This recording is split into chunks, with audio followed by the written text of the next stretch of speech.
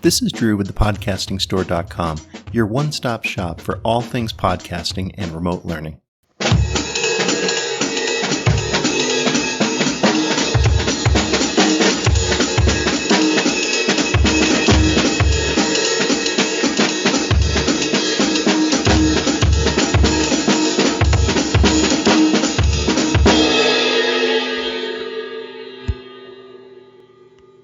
We're in Fort Collins, Colorado today, which has been called the Napa Valley of Beer. Now, if you've heard that term before, you've doubtlessly heard of the Mayor of Old Town. So this is one of the greatest beer bars in America with over 100 beers available on tap and in bottle. But if you come here just for the beer, you're only getting half the story. Let's go inside where owner Tori Nelson will be cooking up some of the delicious dishes available here for us.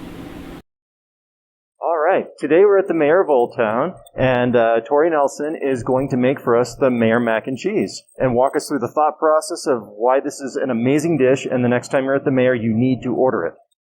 Absolutely, it's one of our favorites, quickly becoming one of our guest favorites. We start by making our black and tan cheese sauce. So we've got our cheese sauce base here, and we've built it so that we can add a black and tan just right into it. We like our beer here at the Mayor of Old Town, so we do what we can to try to incorporate that into the food. And what kind of cheese is in that sauce? Oh, there's cheddar, mozzarella, Monterey Jack, all kinds of great stuff. And if there's any secret ingredients, feel free to leave them out. I don't know what you're talking about. We don't have a whole lot of secrets when it comes to our food. We just buy good stuff and treat it well and try to make a tasty dish out of it. Excellent. Great thing about this cheese sauce is the way we prepare it, we can stir the beer into it. We don't have to worry about it breaking too bad, so I guess there might be a couple of secret things in there to keep it from turning into cottage cheese when we pour the beer into it. You can certainly try this at home, but it's a whole lot better to come to the Mayor and have it here, so that's how I like to do it anyway. So we got that nice and smooth, ready to go. And then got our nice hot pan here. We like to use nice Anaheim chilies. Oh, yeah. Oh, yeah. There we go. Oh. I'll move to the side so I don't get in the way of the flavor. Absolutely. So we can add in all kinds of things to our Mayor Mac and Cheese. I'm always a sucker for bacon. Anything with salt to go with the Guinness and the bitter that's in the cheese sauce. It's always fantastic. And who doesn't love bacon? I mean, that's very true. There's two kinds of people: those that like bacon and those that are wrong. So right. It's always a good way. So a little salt and a little spice always makes your beer taste better too. This is our slow beef. So we start with about a 20-pound chuck roll. We slow roast it in beer, usually Fat Tire 90 shilling. We like to use something local in amber. And we roast that down for about 6 hours. And then once it's nice and tender, we hand shred that. We make a couple of different sandwiches out of it. I love it in the mac and cheese. Nice, dark, all-day roasted kind of flavor. I'm sorry people can't smell this. This is getting really... yeah. Well, we don't usually cook on the bar, but I'm a fan. I don't have to go very far to pour some beer. Then we like to use the cavatappi. It's kind of this large, curly macaroni. Yeah, it's going to hold the sauce more. Absolutely, and you need plenty of that beer cheese on here. Make sure it's nice and cheesy.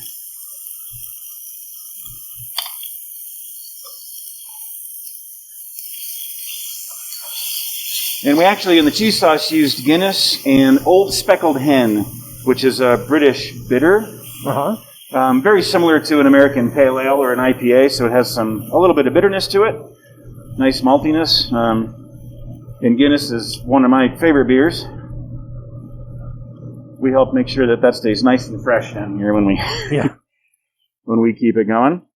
So once that all comes together, we have our dish here.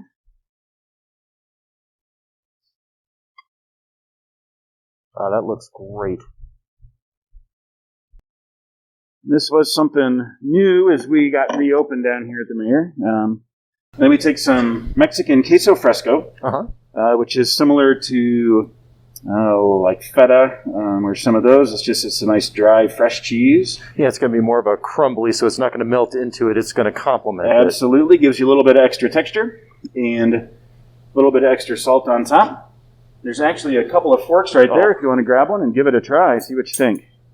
Most definitely. We do use some spicy chilies in there, so fair warning, sometimes it does have a little bit of... I'm not afraid of spice. A little bit of kick to it. We're happy to make it spicier or not. Yeah, that cheese is so smooth, and then you got that savoriness of that of the slow beef, and then a little bit of the kick from the peppers, and all of that combined, and just, yeah, like you said, a little bit of the texture from the queso fresco. I mean, that's a complete dish right there. Absolutely, I really appreciate that. It goes great with any of the kind of the multi beers or the hoppy beers. Yeah. That cheese really plays well with some of the other products we have. So. Oh, Tori, thank you so much for showing us how you make your mayor mac and cheese. And yeah, if you haven't had it yet, you got to get in here and try this. Pretty good stuff. We'd love to have you down and try. Many thanks to Tori for inviting us in and cooking for us and showing us some of the delicious food that's available here at the Mayor of Old Town. So next time you stop by in Fort Collins, make sure that this is on your list of places to visit.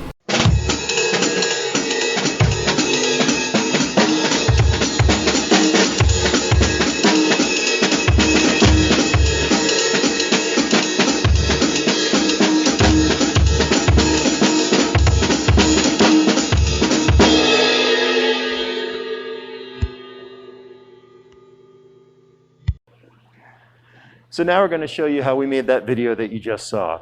So we're using a smartphone because you've got one in your pocket, let's be honest, plus a wireless microphone system, and then we need to put it on some kind of a tripod so that it'll stay stable, and then connect the whole thing together. So to record that, we decided to use a smartphone, in my case an iPhone, and so we connect that into a wireless microphone system, the Galaxy Trek GTV.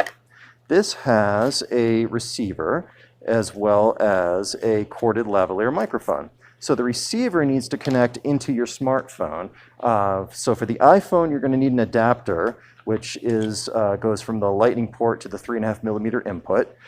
In an Android situation, you would not need this adapter. So you connect it in like that. But the problem that you're going to run into is the receiver has a TRS connection, and this needs to be a TRRS. Fortunately, Galaxy has solved this problem for us with this little cable right here. So you connect the receiver into the cable, and then that cable goes into the adapter. But now we need to set up the tripod. Simple enough.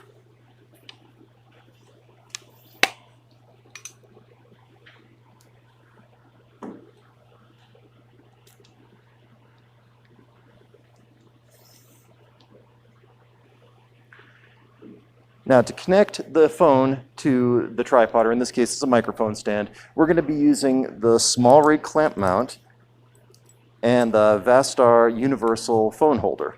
So we connect that.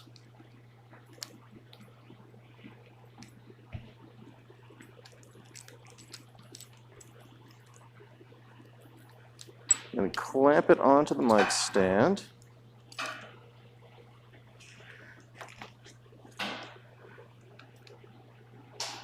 Now I could have left the phone case on this. The phone holder is not going to injure it in any way. I just usually prefer when I'm doing this sort of thing to take it off because it kind of keeps it out of the way.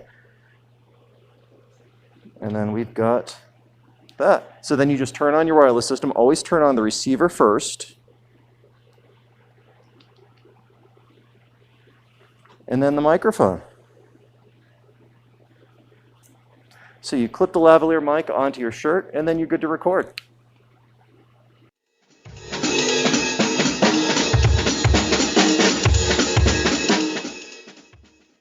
So then what you're seeing here is the camera setup that we used to record the video. So I'm standing on the left by camera 1, which is kind of the wide shot, and Jennifer's over by the ladder. We've got camera 2, which is actually the close-up of what we're working on the bar, up on the table so that way we can see above. Now Tori's going over to try to turn off the fan because we thought we were getting some interference from that. As it turns out, we were actually getting interference from the two wireless systems, but I was able to get a lot of draw that out in editing in post-production, which you try to avoid as much as possible, but in this case, you just go with what you got. So I'm checking the angle right there to make sure that I can get a good close-up of the pan and any bowls and things like that he's working on.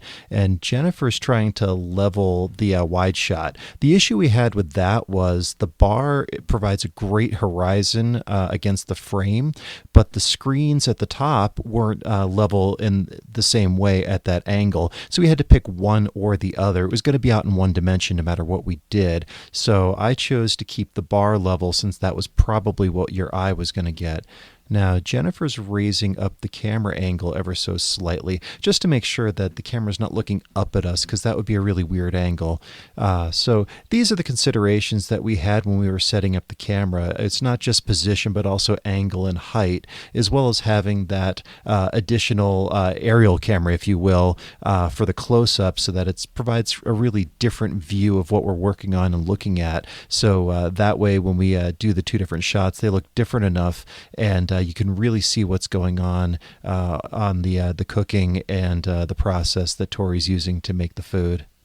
If you're facing a unique problem with podcasting or remote learning, we can help. Reach out to us at thepodcastingstore.com and we'll see what solutions we can find for you. And if you like what you hear, do me a favor and tell a friend. Follow us on Facebook, subscribe to our YouTube channel, and sign up for our e-newsletter, and you'll never miss another podcast or video again. This is Drew with thepodcastingstore.com. Thank you for listening.